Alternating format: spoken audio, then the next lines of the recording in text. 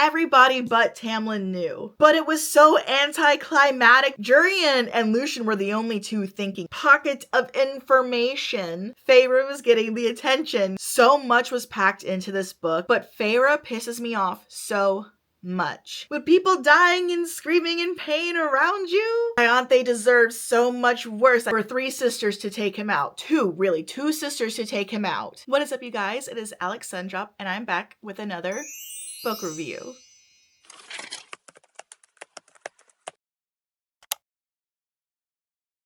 You may or may not know that I have been reading the A.C.O.W.A.R series, and I gave you guys an out on the first 2 books. I gave you guys a little bit of information without spoiling too much before I really got to the spoilers, but we are 3 books deep into the series now. No more passes. From here on out, it is nothing but spoilers. If you've made it this far, you're here for one thing and one thing only. 1, the book review, yes. 2, the spoilers. You can't read this book without reading the first 2, so we already know the premises of the story now. So we are going to go ahead and jump right on into it. A.C.O.W.A.R, A Court of Wings and Ruin. This book picks up right where we left off, right off of book 2. Tamlin has told the King of Hybern to break Feyre and Rhysand's bond. Come on, Tamlin. When have you ever heard of such a thing? The King of Hybern might be powerful, but is he really that powerful to break a bond?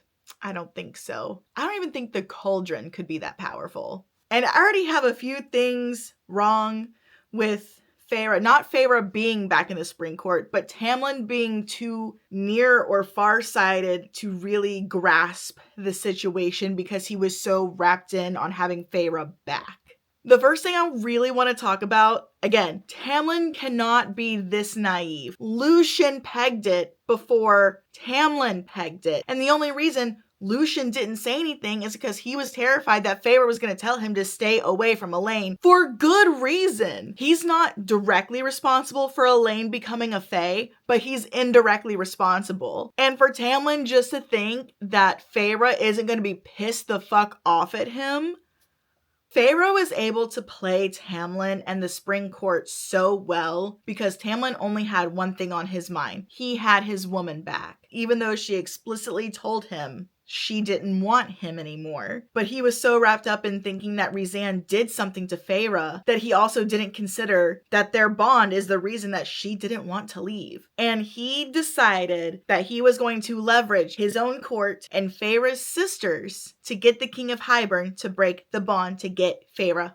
back. And he thought that Feyre wasn't going to try to get her sisters back. Lucien is over here saying, why aren't you more mad about your sisters? Why are we not storming Rhysand in the Night Court? Why wasn't Tamlin talking and asking this? The whole first 10 chapters is all between Feyre and Lucien. And it drives their friendship as much as it harms their friendship, which really hurt because I love their friendship. I was so mad that this really hurt their friendship. And I get it. They're in war. They are in hard times. Feyre is trying to see what side that she can play. It's not just to get revenge on Tamlin because yes, that is the main part. He screwed her over, but he screwed himself over. My favorite line when she was done, she handed them the rope, but they tied the noose. Tamlin turned Feyre's sisters into Fae. Tamlin let Ianthe into his court.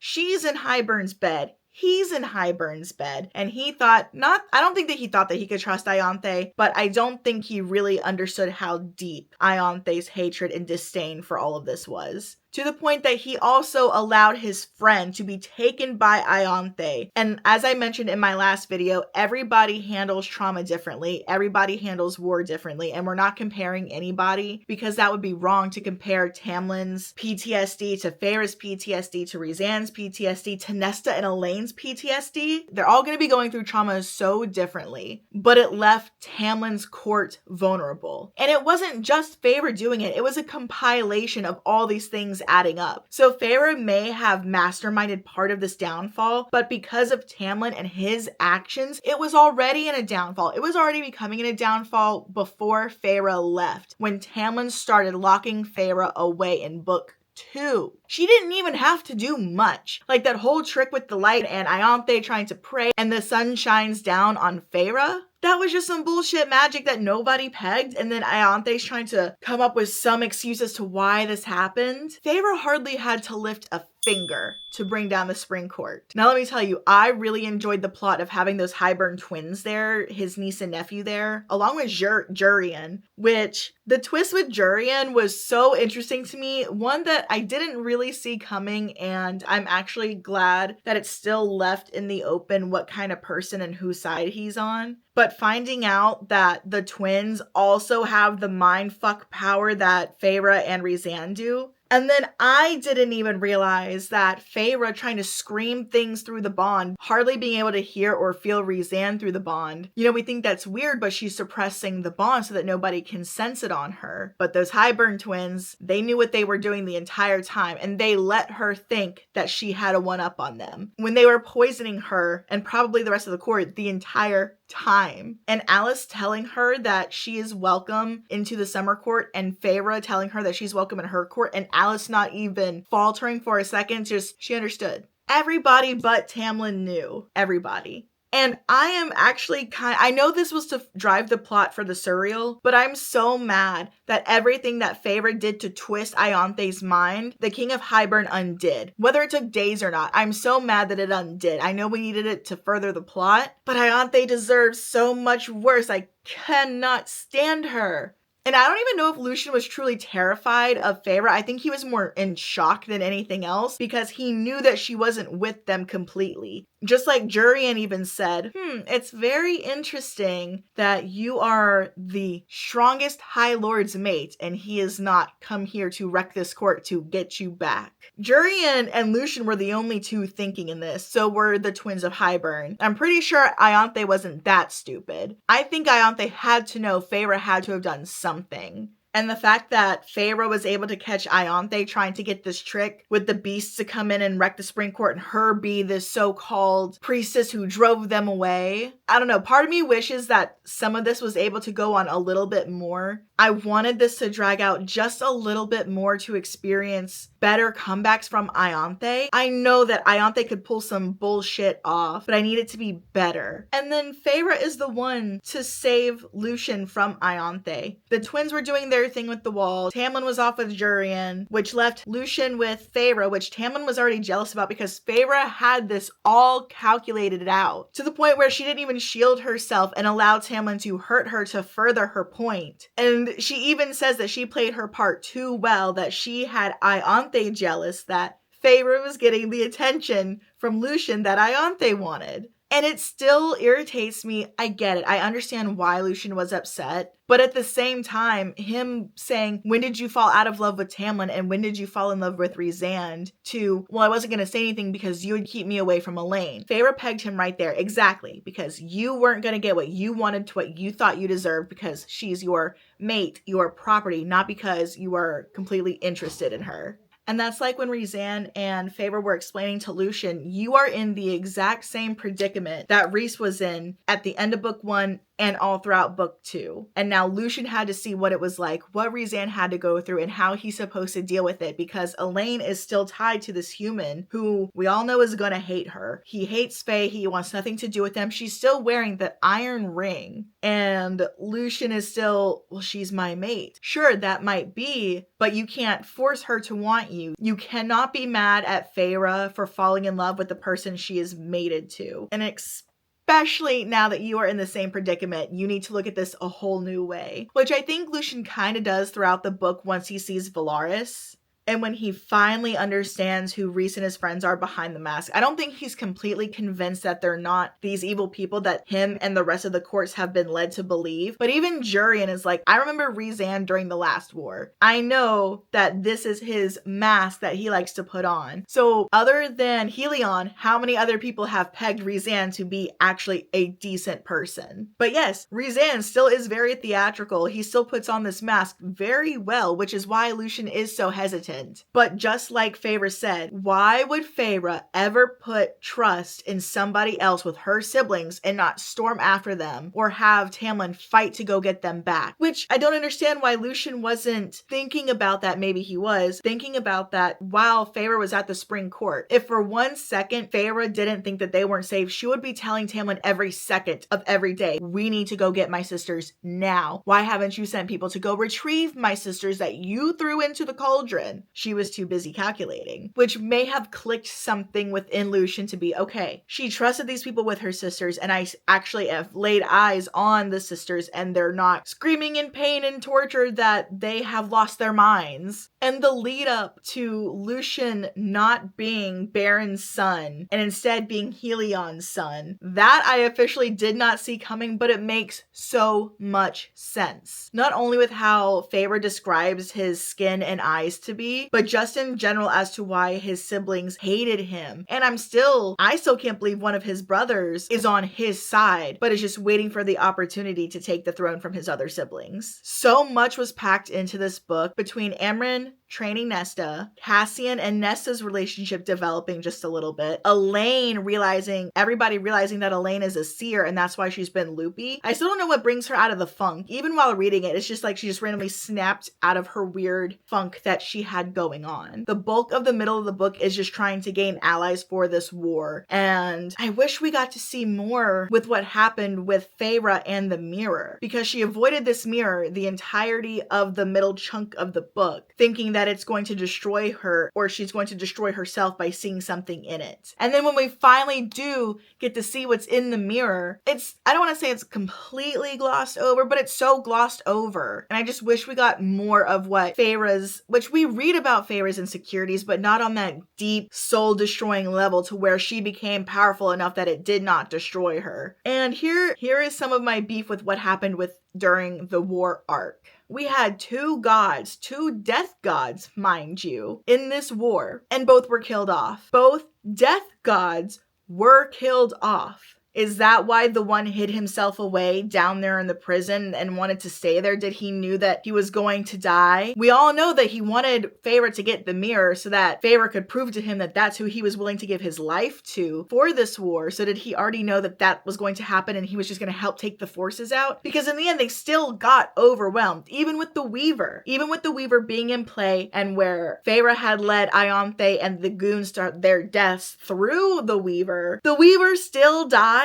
The King of Highburn could have not been this powerful for 3 sisters to take him out. 2 sisters to take him out. But for his armies to be able to kill 2 gods. On top of Amren's dramatic reveal and twist of she lied, but then she didn't really technically lie. Amren decided that she was going to risk her life to save everybody. And that was this big reveal because she knew that they wouldn't let her do it. And she is more powerful and takes out more of the Highburn army than I feel like the 2 gods mixed together. On top of, what is the creature that's in the library? I can't remember. The one that Cassian's so terrified of that he ends up seeing twice, and Feyre makes a deal with it. And then it's still loose by the end of the book, so I'm pretty sure part of the 4th book will be reining it back into the library, unless that is just kind of hinted that they do. Oh my goodness. And the Suriel. I was so sad. I almost cried with Feyre when the Suriel died, and he knew that he was going to die, and Ianthe was so mad that the Suriel would not give her anything, not even the time of day, where she ended up had it location tracked because she knew that Feyre would come looking for it, or that it would go looking for Feyre. And it knew that it was going to die. It knew that Ianthe was tracking Feyre through it, but it needed to get this information out to Feyre. And we have this full circle moment with, you told me to stay with the High Lord, and you did. You stayed with the High Lord, just not the one that you thought that he was originally talking about. But it was telling Feyre that only she could break herself. This mirror had no power over her unless she let it. Which makes me even more mad that we didn't see more of what was in the mirror other than this beast that Feyre describes as this hideous, insecure thing, which is all of her faults and all of her insecurities. I wanted more than just a gloss over of her banging on the mirror for hours and screaming and then finally accepting everything. Also, I know that this is probably just a sister thing, but Feyre pisses me off so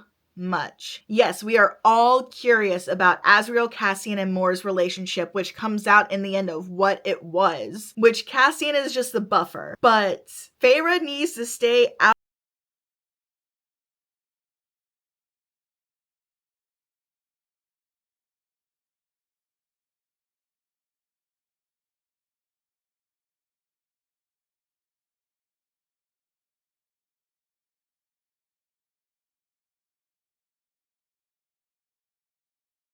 as an Elaine, and she's mad that Lucien is Elaine's mate and not Azriel. Who are you trying to play love match with? Let your siblings find love on their own. Let them deal with it. You were able to deal with it. Now it's their turn. Yes, you want to help your siblings and make them see what's right in front of them, but just because you see it doesn't mean that they're ready to. Elaine still has trauma from everything. I still don't know why Elaine got mad that Lucien tugged on the bond and her freaking out. What was that? Yes, she's still learning how to be a seer at this point, but she could have at least known what that feeling was. And why she gets mad or upset, I'm not completely sure. I think she's just shocked that it felt so strongly when she wasn't expecting it, because when she can see something, she can see better than any of the Fae. So I'm curious what that slight tug on the bond was for her on the inside compared to Feyre and Rhysand's tug on the bond. But damn, does Feyre not piss me off. Yes, I love Azriel too, and I think Azriel's a good guy. We still don't know a lot about him. We're still learning about Lucien, and for Feyre to say, why can't it be Azriel? Why does it have to be Lucien? Why are you in your sister's business so much? I also wanted more, again, this war arc, I feel like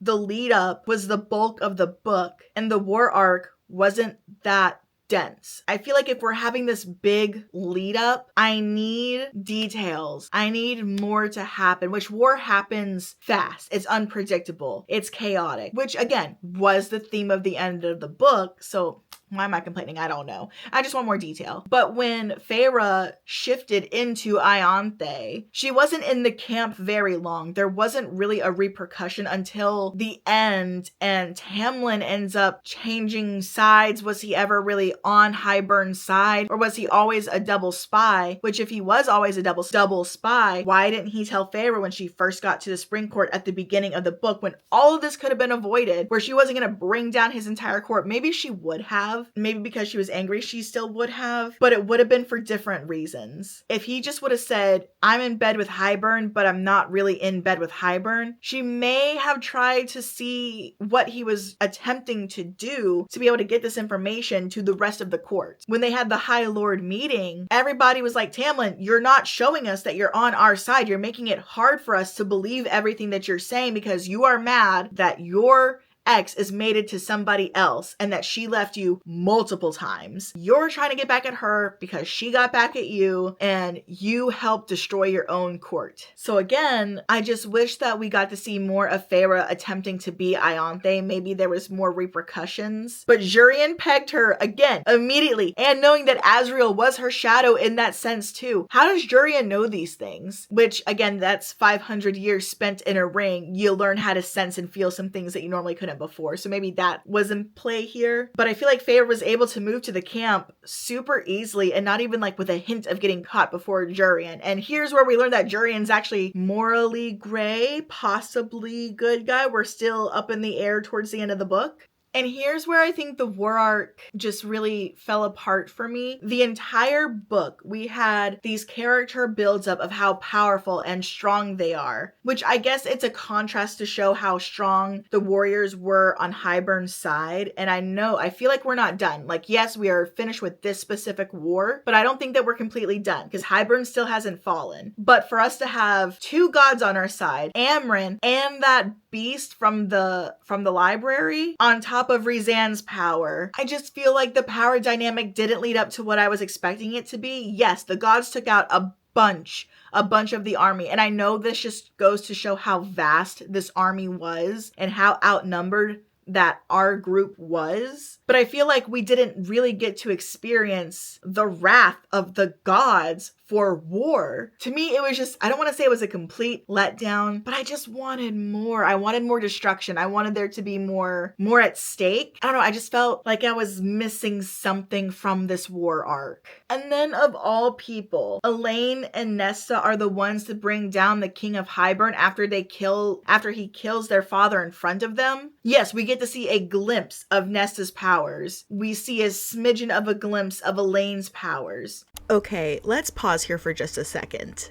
I am currently editing this video right now, and I just wanted to make another point. Please excuse my face, but I'm sitting here editing at the point where I'm talking about Nesta and Elaine being the ones to bring down the King of Hybern, and how all of these gods were built up to show how extremely powerful they were. We didn't see anything from Feyre. Throughout the entire story, it was her trying to get everybody on their side. Are we ever, which I'm not done reading the series obviously, but are we ever going to see a point where Feyre's magic just explodes? I want to see more of Feyre's power. We get glimpses. We get these little incredible moments. And maybe her power is that she is strong enough to handle what comes her way, which is how she was able to face the mirror in the first place. So we see her inner power, but we're never seeing her external power because she hasn't been able to really use it. So that's just another point that I wanted to make, that really,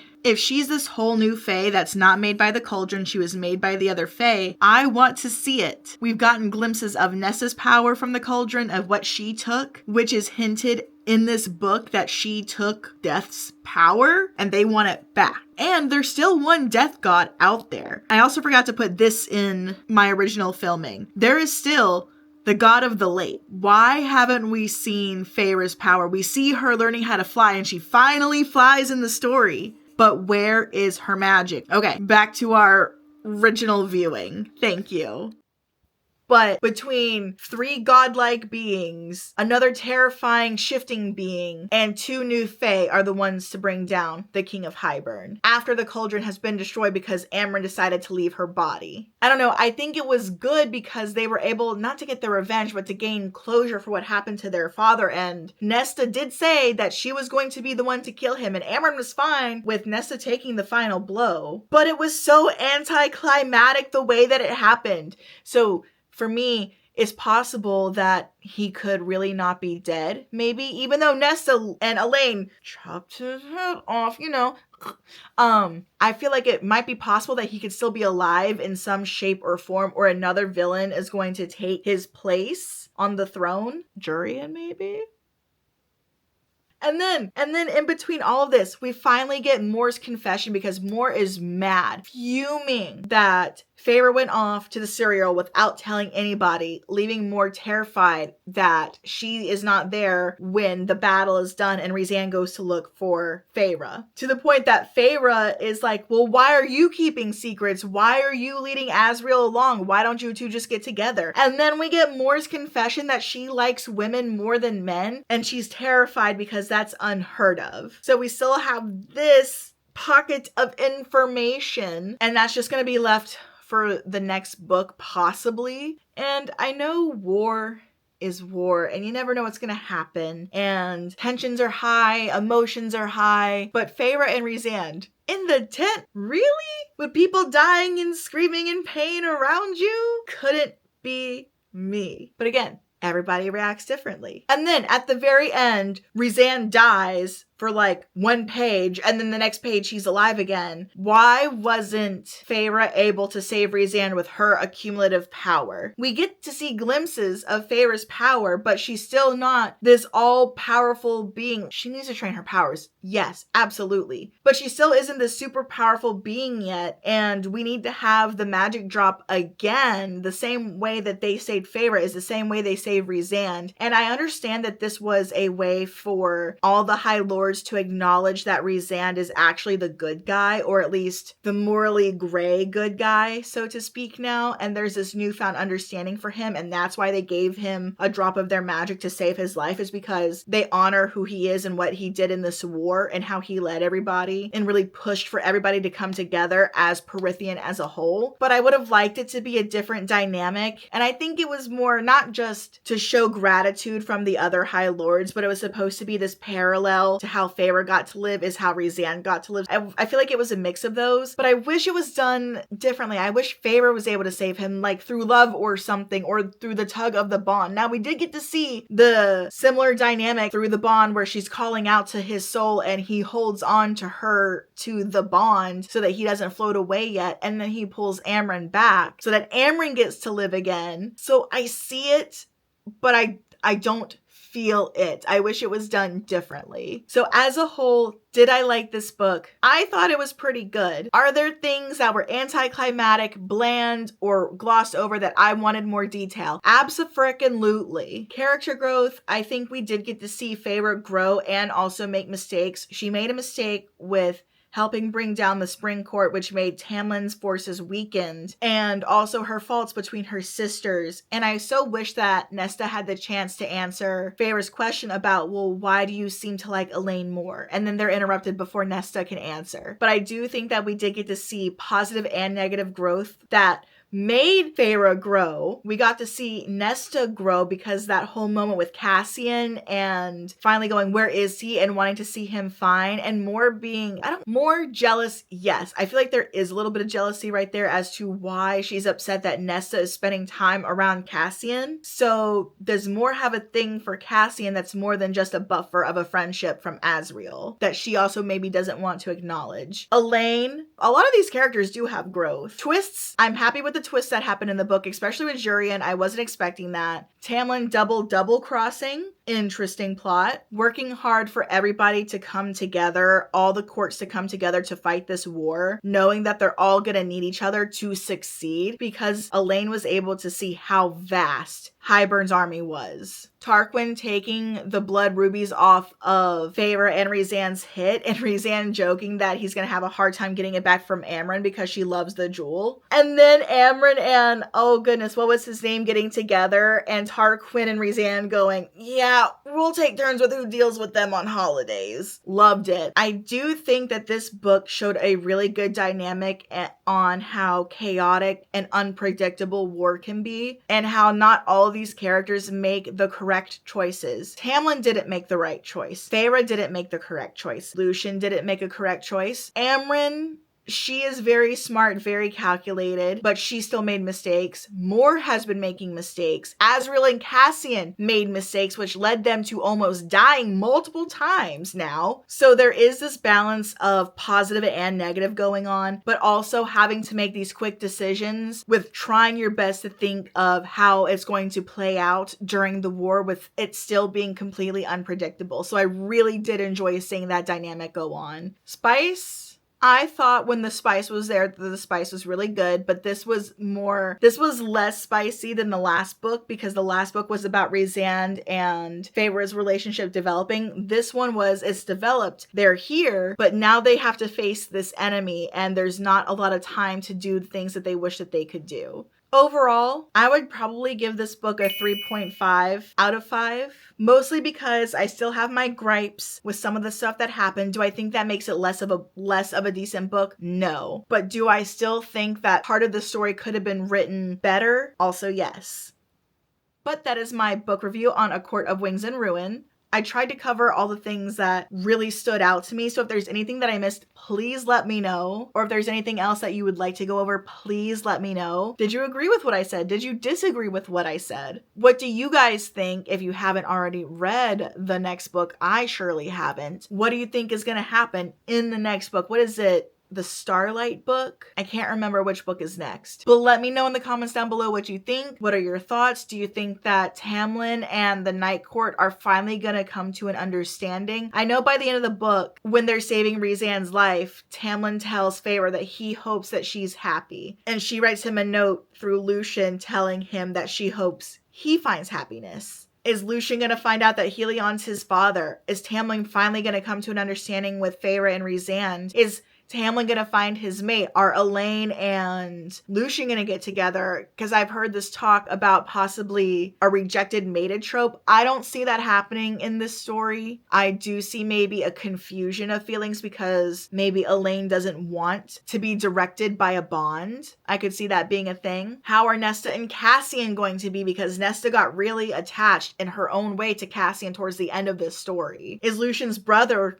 gonna kill off Baron, his own father, and take over the Autumn Court? Now that Amren is a Fae, this is going to affect them on their next battle. I don't think that their battle is over unless we transition into more of just romance love story. But I don't completely see that happening. I feel like we're still not done because now the wall is down. We're gonna have to deal with the wall in the next couple of books. And the Fae and the humans coming together, a new set of rules, a new dynamic, new living situations. Are the Fae gonna mingle into the mortal realm? Are the humans gonna mingle into the Fae realm? What's gonna be happening with this new dynamic? So there's a lot to look forward to in the next book. We still have unanswered questions. What's going on with Jurian? The Firebird lady, I cannot remember her name for the life of me because they were saying, well, maybe we can find a way to extend your stay. How is that gonna go so she doesn't have to go back into the lake? What are they gonna do with Hybern? The queens, the cauldron has been repaired. They're hiding it with Miriam. How is Amren going to handle being a Fae? Does she not have to drink blood anymore? Because at the end she goes, maybe this too was a gift. Do we get more on Amren's backstory, her own love story? Do we get a relationship with Mor finally? Does she finally find her person? Or are we still going to have confusing relationships and open unanswered questions? I guess I'll have to find out when I read the next couple of books. But thank you guys so much for joining me. Thank you for listening to me rant about books. As always, I hope you have an amazing day, night, week, month full of good energies and good vibes. Enjoy your reading journeys, and I will see you guys in the next one. Okay, bye. Psh.